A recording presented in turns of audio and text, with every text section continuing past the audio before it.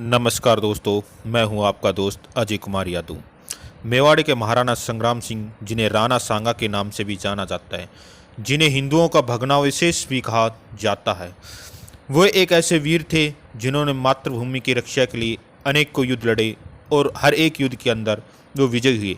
12 अप्रैल 1482 को मेवाड़ के चित्तौड़ में उनका जन्म हुआ था।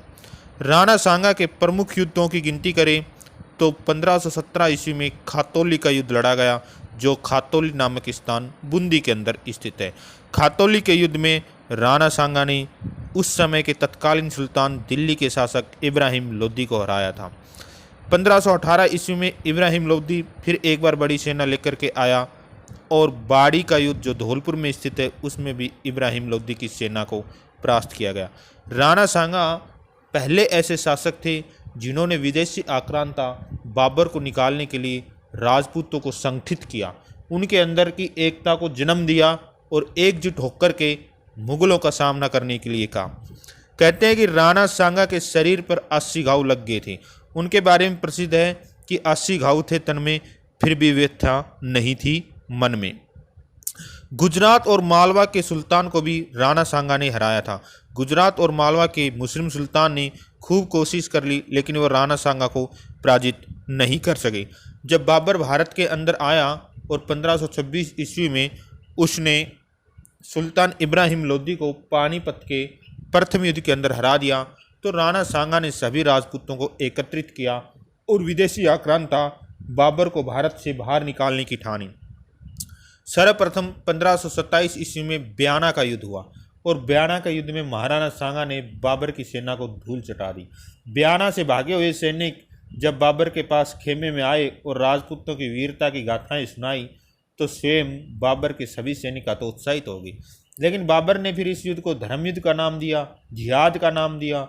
शराब न पीने की कस्में खाई, शराब के प्याले तोड़ दिए गए, जीने मरने को एक साधारण सी बात बताई गई, मुस्लिमों से लिया जाने वाले तमगा कर को ख़त्म कर दिया और राणा सांगा के खिलाफ सेना को एकजुट किया। राणा सांगा के पास इस समय बाबर से ज़्यादा सेना थी, जिसके अंदर 100 सरदार थे, 7 उच्च श्रेणी के राजा थे। और जो खानवा का युद्ध हुआ, यह 17 मार्च 1527 ईस्वी को लड़ा गया। लेकिन राणा सांगा ने इसमें कुछ एक भूलें कर दी कि पहले ज़मीन का निरीक्षण नहीं किया, युद्ध भूमि का निरीक्षण नहीं किया था। जब युद्ध शुरू हुआ तो बाबर के पास वैज्ञानिक तकनीकें ज़्यादा थी, उसके पास बंदूकें थी और तोपें थी। फिर भी राजपूतों के जबरदस्त आक्रमण से बाएं और दाएं भाग को बखेरने के अंदर राणा सांगा कामयाब हो गई।